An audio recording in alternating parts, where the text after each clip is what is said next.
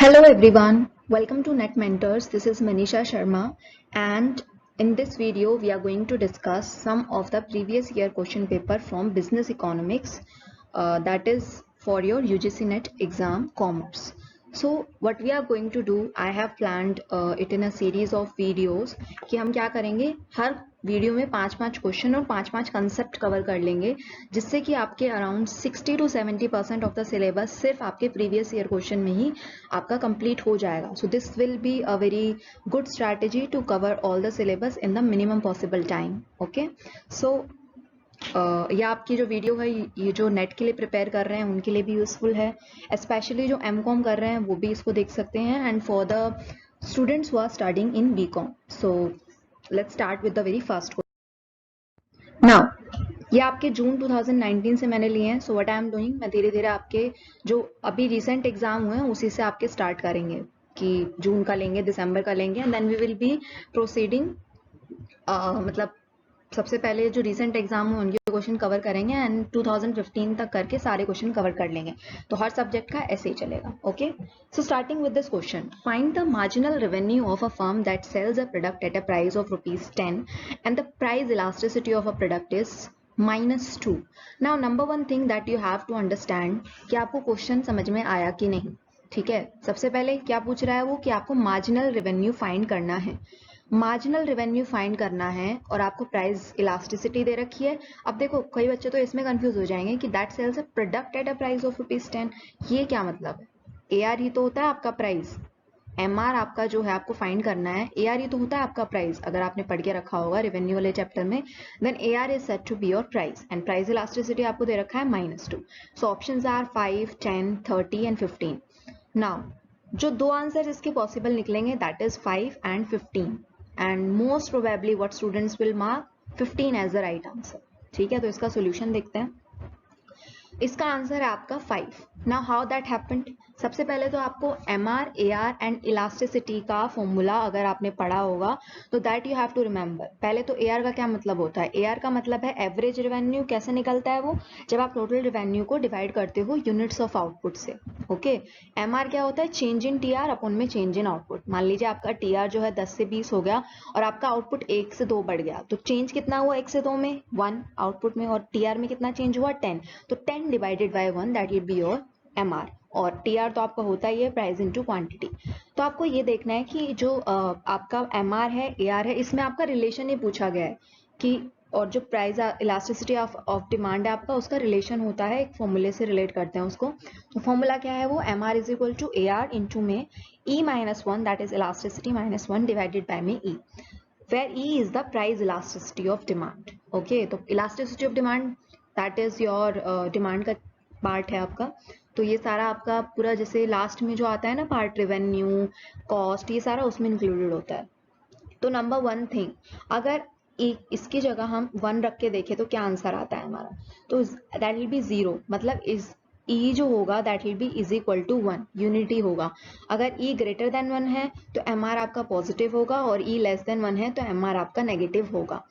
अब देखो सबसे इंपॉर्टेंट चीज है कि इसका आंसर जो है आप -2 लोगे इलास्टिसिटी को, या मतलब सिर्फ 2 लोगे. सबसे पहली चीज तो इलास्टिसिटी में आपका जो डिमांड और क्वांटिटी का रिलेशन, क्वांटिटी एंड प्राइस का रिलेशन होता है वो इनवर्स होता है.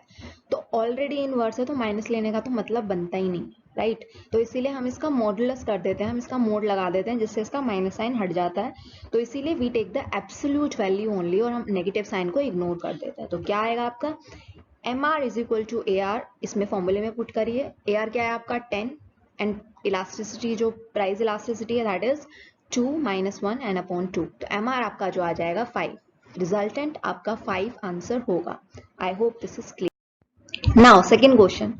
Excess capacity is not noticed in which of the following conditions? कि जो excess capacity है वो इनमें से कौन से मार्केट कंडीशन में एग्जिस्ट नहीं करती. ठीक है, मोनोपोली है, मोनोपोलिस्टिक कंपटीशन है, ओलिगोपोली है, या फिर परफेक्ट कंपटीशन है. सबसे पहले तो एक बात आपको समझ में आनी चाहिए कि जो आपके ये तीनों जो मार्केट हैं ये आपके इम्परफेक्ट हैं, और एक परफेक्ट कंपटीशन है जो आपका परफेक्ट मार्केट में आता है. ठीक है, तो एक्सेस कैपेसिटी कब होगी, जब आपके डिफरेंशिएटेड प्रोडक्ट होंगे, जब आपके पास या तो पावर होगी प्राइस डिस्क्रिमिनेशन की, या डिफरेंशिएटेड प्रोडक्ट होंगे जैसे मोनोपोलिस्टिक कंपटीशन में होता है, या ओलिगोपोली में जब आपके पास बेसिकली राइवलरीज की पावर होती है, आप अपने राइवल के हिसाब से अपना प्राइस सेट करते हो, ठीक है। तो यहाँ पे आपकी कोल्यूसिव, नॉन कोल्यूसिव, ओलिगोपोली उस टाइप से चलती है। तो आप कौन सा, आप ऑड वन आउट भी कर सकते हो इसमें से इजीली। परफेक्ट कंपटीशन आपका राइट आंसर होगा, क्योंकि इसमें आपके फर्म सेम है, होमोजेनियस प्रोडक्ट सेल हो रहा है, तो कोई आपकी बात बनती ही नहीं है कि इसमें आपके एग्जिस्ट कैपेसिटी आपकी इंक्लूड करेगी। तो आपका perfect competition will be your right answer. तो हाउ, सबसे पहले एग्जिस्ट कैपेसिटी क्या होती है कि जब आपकी डिमांड जो है प्रोडक्ट की वो लेस है जितना आप प्रोड्यूस कर रहे हो मार्केट के लिए, ठीक है। तो एक्सेस कैपेसिटी वही तो हुई, डिमांड कम है और आप रिड्यूस किए जा रहे हो, तो एक्सेस कैपेसिटी अपनी कैपेसिटी के हिसाब से, जो प्रोडक्शन कैपेसिटी है आपकी उसके हिसाब से आप ज्यादा प्रोड्यूस कर रहे हो, डिमांड को लेके प्रोड्यूस नहीं कर रहे हो। So when a firm is producing at a lower scale of output then it has designed for, तो it creates excess capacity. Okay, तो I hope this is clear. तो आप देखो, इसका मैंने इसलिए एक्सप्लेन भी कर रखा है कि परफेक्ट कंपटीशन और जो आपका इम्परफेक्ट कंपटीशन है उसमें कैसे डिफरेंस होगा। तो आपका परफेक्ट कंपटीशन में क्या होता है कि हर फर्म जो है वो प्रोड्यूस कर रहा होता है minimum point on LAC, that is long run average cost curve. तो अगर आपको मैं डायग्राम के हिसाब से समझाऊं तो ये आपका परफेक्टली कॉम्पिटेटिव फर्म है, ये आपका मोनोपोलिस्टिक कॉम्पिटेटिव फर्म है। तो परफेक्ट में क्या है आपका, परफेक्ट में क्या है कि आपका परफेक्ट रहेगा AR is equal to MR is equal to TR, वो सब आपका परफेक्ट रहेगा। फिर आपका जो एवरेज टोटल कॉस्ट है that will touch, and marginal cost जो है, तो इसमें कहीं आपकी क्या कहते हैं वो ही नहीं है, कोई एक्सेस कैपेसिटी नहीं है, जितनी आप क्वांटिटी प्रोड्यूस कर रहे हो उतनी आपकी एफिशिएंट सेल हो रही है। लेकिन इधर क्या है, यहाँ पे डिमांड कर्व हो जाता है, यहाँ पे AR जो MR है they become your demand curve. तो ठीक है, तो उससे क्या होता है, AR जो आपका डिमांड कर्व होता है देन MR होता है। तो उससे क्या होता है कि आप जब MC और आपका AC that is average cost और मार्जिनल कॉस्ट को इसमें डालते हो, तो उससे आपकी डिफरेंस आ जाता है कि जितना आपने क्वांटिटी प्रोड्यूस किया और जितना आपका सेल हुआ, तो एग्जिस्ट कैपेसिटी ये हो गई, ठीक है। तो वो किस केस में आएगी, वो आपकी आएगी मोनोपोलिस्टिक के केस में। मोनोपोली में तो आप एक ही प्रोडक्ट सेल कर रहे हो, ठीक है, तो उसके हिसाब से आप मोनोपोली बनाओगे। तो इसीलिए इसका जो राइट आंसर होगा वो परफेक्ट कंपटीशन होगा, क्योंकि इसमें ये पूछा गया कि किसमें नहीं देखी जाती, देखी जाती तो आप मोनोपोलिस्टिक कंपटीशन को मार्क करते। आई hope this is clear. Now third question is, which one of the following is not the prerequisite of price discrimination? सबसे पहली चीज आपको ये देखनी है कि प्राइस डिस्क्रिमिनेशन जो है, क्वेश्चन को समझा करो कि क्या मतलब है क्वेश्चन का। प्राइस डिस्क्रिमिनेशन किस में आपका पूछा जाता है, प्राइस डिस्क्रिमिनेशन किस में आता है, आप किस में प्राइस को डिस्क्रिमिनेट कर सकते हो, that is in monopoly. Monopoly के पास ही तो पावर होती है। लाइक अब अगर मैं एग्जांपल दूं, रेलवे हो गया आपका, तो उनके पास मोनोपोली है, they have the power to charge the prices accordingly, जितना आपका एज के हिसाब से है, आपके जेंडर के हिसाब से है, आपके डिस्क्रिमिनेशन होता है प्राइस में, ठीक है। तो देखो, सबसे पहले firm must have monopoly power, इसमें पूछा है नॉट, तो नॉट हमें आंसर करना है। Product have multiple close substitute and different uses, markets are separated and segmented, price elasticity of product must differ in different market. तो इसका राइट आंसर क्या होगा, product must have multiple close substitute. अब railway का क्या close substitute है मुझे ये बताओ, नहीं है ना कोई क्लोज, बिल्कुल क्लोज सब्स्टिट्यूट के हम रेलवे को सब्स्टिट्यूट कर सकते हैं। Large people, large mass of people depend on railway, तो there is no close substitute और उसके डिफरेंट यूजेस भी नहीं है, तो इसीलिए यही इसका राइट आंसर होगा।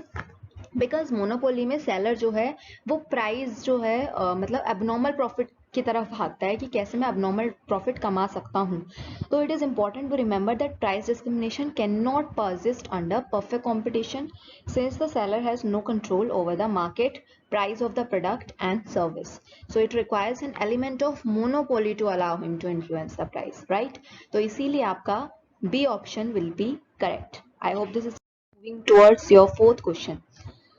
Now, in which of the following pricing policies a firm charges higher initial price? देखो इनको ना शब्दों को थोड़ा ध्यान से पढ़ा करो कि पूछना क्या चाह रहा है। For the product and reduces it over time as the demand, ये आपको ये चारों चीजें इसमें बिल्कुल अच्छी तरह समझ में आ जाएंगी। अब देखो क्वेश्चन में क्या करता है ना एग्जामिनर, मान लो इस बार स्किमिंग का पूछ लिया, अगली बार वो पीक लोड का पूछ लेगा, फिर इंक्रीमेंटल का पूछ लेगा एंड देन पेनिट्रेशन का। क्वेश्चन को घुमाता रहता है, कंसेप्ट आपका वही रहता है, क्वेश्चन चेंज हो जाते हैं बस, ठीक है। तो ये आपको ध्यान में रखना है। देन क्या है क्वेश्चन में कि a firm charges higher initial prices for the product and reduces over time as the demand at higher prices satisfied. Okay, so options are peak load pricing, incremental pricing, skimming and penetration pricing. So इसका जो answer है that is your skimming. कैसे? क्योंकि skimming का मतलब होता है, जैसे आपने, मैं इसका अच्छा सा एग्जांपल जो मैंने लेके रखा है वो यही मेरे को लगता है कि सबसे बढ़िया एग्जांपल है. जैसे एप्पल जो है अपना जो भी नया मॉडल आईफोन का रिलीज करता है, आपने देखा होगा रात रात को लोग लेने जाते हैं, भीड़ लग जाती है बिल्कुल. कितना उसका जो पहला मॉडल होता है उससे कम नहीं तो 50%, 30%, 40% हायर आपका प्राइस होता है, तब भी लोग लेके जाते हैं. तो वो जो है अट्रैक्ट करना कस्टमर को on the basis of your brand loyalty, luxury good में आता है एप्पल. तो वो आपका स्किमिंग होता है कि जब आप हायर इनिशियल प्राइस चार्ज कर रहे हो और आपका जो है सेल भी बढ़ रहा है, तो वो एप्पल के केस में होता है. या बेसिकली यू कैन से जो लग्जूरियस गुड्स होते हैं या फिर जहाँ पे कंज्यूमर जो है बहुत लॉयल है ब्रांड के. So price skimming, also known as skim pricing, is a pricing strategy in which a firm charges a higher initial prices और फिर उसको धीरे धीरे लो कर देता है ताकि आपके प्राइस सेंसिटिव कस्टमर उसको बाय कर सके. ठीक है, तो जैसे आप आज अगर आप देखो, अगर 2 साल पहले जाओगे एप्पल का अपना फ़ोन के लिए, तो वो आपको काफ़ी डिक्रीज प्राइस दिखता है. दैट तो वो किससे होता है कि वो आपका जब कोई नया मॉडल आता है तो उसमें उसको कवर अप कर लेते हैं अपनी कॉस्ट को, और जो पुराना मॉडल होता है उसका प्राइस डिक्रीज कर देते हैं so that people can purchase. More over ये हायर प्राइस, इनिशियल प्राइस जो इनका हायर चार्ज करते हैं. आई hope this is clear. Skimming price. अब हम अंडरस्टैंड कर लेते हैं peak load, incremental and penetration pricing. तो आपको बिल्कुल क्लियर हो जाएगा कि तीनों में क्या डिफरेंस. सबसे पहला है हमारा पीक लोड प्राइसिंग. तो पीक लोड प्राइसिंग क्या होता है कि जब आपका डिमांड पीक पे होती है, आप नाम से ही समझ रहे होगे पीक, तो आपकी जब डिमांड पीक पे होती है तब आपका हायर प्राइस चार्ज होता है. इसे एग्जांपल में आप ले सकते हो कि अभी जैसे गर्मियां चल रही हैं तो इलेक्ट्रिसिटी कंजम्पशन जो है दिन में बहुत ज़्यादा होता है, ऑफिसेज हो, एजुकेशनल इंस्टीट्यूशन हो या घर भी हो, तो उसको हम पीक लोड टाइम कहते हैं. और उसमें आपका जो है हायर यूनिट चार्ज होती हैं, हायर आपका जो है प्राइस चार्ज होता है. जैसे आपके नॉन स्टोरेबल गुड्स होते हैं, इलेक्ट्रिसिटी है, ट्रांसपोर्ट है, टेलीफोन है, सिक्योरिटी सर्विसेज हैं, तो they are all your peak load pricing जिन पे अफेक्ट पड़ता है. राइट.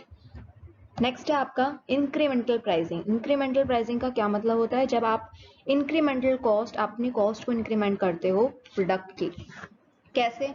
जैसे आपकी वेरिएबल कॉस्ट होती है, फिक्स्ड कॉस्ट होती है. फिक्स्ड कॉस्ट का क्या मतलब है? अगर रेंट पे आपने अपना जो है प्रोडक्शन कर रहे हो तो वो रेंट तो आपका फिक्स्ड है, वो तो जाएगा ही जाएगा. मान लीजिए 20,000 है तो 20,000 जो है वो तो जाएगा ही जाएगा. लेकिन आपके पास रॉ मटेरियल है, आपके पास लेबर है, तो आप उसको वेरी कर सकते हो. तो मान लीजिए घटा बढ़ा रहे हो, अगर आप बढ़ा रहे हो घटा रहे हो तो कैसे इंक्रीमेंटल कॉस्ट हो जाएगी. लेकिन अगर आप उसी को बढ़ा रहे हो, मान लीजिए पहले 100 यूनिट्स आपको लगा रहे थे डायरेक्ट मटेरियल की, अब आप 200 लगा रहे हो, तो उसको हम बोलेंगे इंक्रीमेंटल प्राइसिंग, कि उसकी वजह से आपके सेल्स पे भी इफेक्ट पड़ेगा, उसका भी प्राइस बढ़ेगा. तो this is the reason, this is when your incremental pricing comes into existence, so in which the selling price of a product is determined by the variable cost and not keeping according to the overall cost of creating the product. right. Next आ गया आपका penetration. Penetration pricing आपका बिल्कुल उल्टा है skimming का. वहां पे आपका हायर इनिशियल प्राइस चार्ज हो रहा था, यहाँ पे लोअर इनिशियल प्राइस चार्ज होगा. तो कोई भी अगर नई कंपनी आती है, जैसे मैं अगर आपको एग्जांपल लूँ तो टेस्टी ट्रीट थी, तो टेस्टी ट्रीट का अगर 4-5 साल पहले का देखो तो it was not much into that existence. तो धीरे धीरे क्या हुआ, वो अपने जो सॉस थी, अब इवन आप कंपेयर करोगे तो उनका हमेशा कुछ ना कुछ ऑफर चलता ही रहता है. तो टेस्टी ट्रीट में क्या था कि जैसे आपने स्टार्टिंग में देखा होगा केचप के साथ एक केचप और फ्री, चिप्स के साथ एक चिप्स का पैकेट और फ्री, तो उन्होंने buy one get one offer जो है वो निकाला. And then lower initial price charge किया आपकी जो हल्दीराम है और जो बाकी नमकीन वगैरह हैं, बाकी चिप्स वगैरह हैं, तो दे केम इनटू कंपटीशन. तो इसीलिए लोअर प्राइस चार्ज करके जब कोई फर्म एंटर करता है मार्केट शेयर को लेने के लिए, ठीक है, तो उसको हम बोलते हैं penetration pricing. I hope. Last question है आपका, under which of the following situation economies of scale exist to the potential and persist. When firm is too small and too specialized, when firm decision to hire input do not result in an increase in output cost, and when firm is too large and over diversified, and when long run cost of producing a unit falls as the output increases. So your answer is D, when long run cost of producing a unit falls as the output increases. Now how that happened? Economies of scale सबसे पहले क्या होता है? It refers to the cost advantage experienced by a firm when it increases its level of output. तो मान लीजिए कोई firm है, अगर वो अपनी आउटपुट को इंक्रीज कर देती है तो उसका जो कॉस्ट एडवांटेज है वो कम हो जाता है, उसको कॉस्ट में एडवांटेज मिल जाता है। And the advantage arises due to the inverse relationship between price per unit fixed cost and quantity produced. So आपका इनवर्स रिलेशनशिप होता है कि अगर आप पर यूनिट फिक्स कॉस्ट को बढ़ाओगे, पर यूनिट का क्या मतलब है? TFC, total fixed cost, total fixed cost plus total variable cost is equal to total cost होता है। तो अगर पर यूनिट को बढ़ा रहे हो, पर यूनिट तो चेंज होती है ना, TFC जो TFC है आपका AFC है, सॉरी, वो पर यूनिट चेंज होता है जब आप TFC को डिवाइड करते हो नंबर ऑफ यूनिट से। So this is how your economies of scale come into existence. And the greater the quantity of output, तो लोअर आपका होगा पर unit fixed cost. And economies of scale also result in fall in average variable cost with an increase in output. तो basically सीधा सीधा मतलब है कि इकोनॉमीज ऑफ स्केल जो होता है वो आपका इंक्रीज इन आउटपुट फर्म का जब होगा तो आपकी कॉस्ट एडवांटेज आपको मिल जाएगी। And this is what is referred to as economies of scale. इसी का उल्टा होता है डिसइकोनॉमीज ऑफ स्केल, जहाँ पे आपको आउटपुट को इंक्रीज करने के लिए उल्टा कॉस्ट को इंक्रीज करना पड़ता है। तो ये दोनों में डिफरेंस है। एक आपका किसी वीडियो में आई विल बी एक्सप्लेनिंग दोनों का जो है लॉन्ग रन और शॉर्ट टर्म में क्या क्या इफेक्ट पड़ता है, ठीक है।